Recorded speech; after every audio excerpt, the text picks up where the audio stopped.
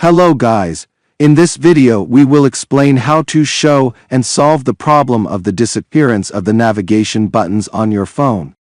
It is a simple method that does not require any programs.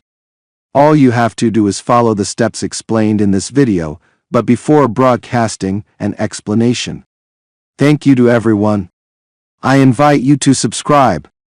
For those who have not subscribed to the channel, I invite you to subscribe to the channel and click like for the video and share the video.